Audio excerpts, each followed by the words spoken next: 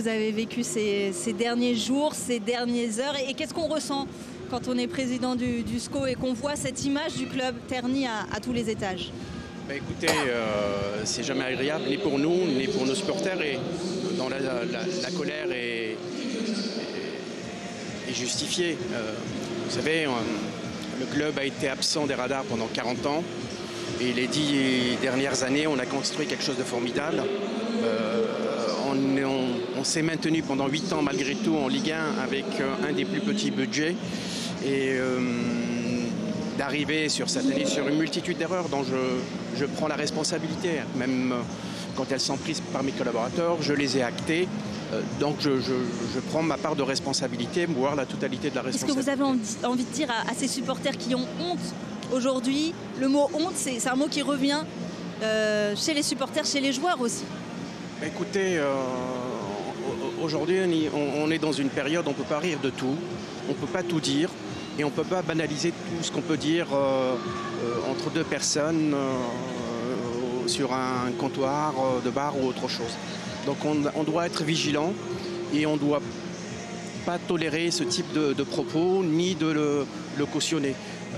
Ça va vite aujourd'hui, les susceptibilités sont là et malheureusement l'erreur d'Abdel dans sa communication qui a voulu défendre ou mettre dans de bonnes conditions ce joueur, les mots utilisés n'étaient pas justifiés ni excusables. Il y a ces mots, cette causerie qui ont fuité dans la presse. Il y a le bilan aussi d'Abdel Bouazzama. On rappelle Gérald Batti qui a démissionné, qui a été licencié en décembre. Abdel Bouazzama depuis qui est arrivé et qui fait un pire bilan que son prédécesseur. Plus ce contexte, est-ce que vous regrettez de l'avoir mis à la tête du SCO? Non, je ne regrette pas. Quand on a pris une décision, on l'assume. C'est facile après coup de regretter ou de dire j'aurais dû faire différemment. Ce qui est certain, c'est qu'on parle d'une année cauchemardesque. Moi, je dis le cauchemar a démarré en décembre 2021, quand on a laissé nos anciens sans leur donner de projection. Parce qu'on avait 26 points, on s'est dit à 36 on peut leur parler, mais malheureusement le chiffre 36 on l'a eu qu'au mois d'avril. Donc on a laissé les gens dans cette incertitude.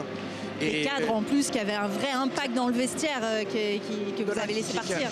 Qui a été avec moi pour certains de 7-8 ans, c'est important. Et effectivement au moment où le choix de choisir des uns et des autres, donc j'adhère derrière la décision du coach au final. Mais on a dit non à certains avant que d'autres nous disent oui.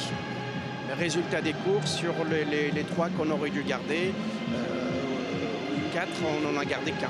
Eric Capel. Voilà. Donc, mais l'erreur, elle est antérieure, puisque sur l'année 2022, c'est aussi un bilan catastrophique, puisqu'on a gagné, il y a eu 6 victoires sur l'année. Donc le mal a été... Vous n'avez plus gagné depuis 6 mois. Voilà, donc on le voit plus maintenant. Mais je me dis aujourd'hui, dans notre malheur, l'occasion est peut-être là pour tout remettre à table et d'apprendre de nos erreurs, à la fois avec nos supporters, nos collaborateurs, notre staff, et remettre en cause un petit peu tout ce qui a marché, tout ce qui n'a pas marché, pour rebâtir un projet sur 2-3 ans et revenir d'une manière beaucoup plus forte et sereine.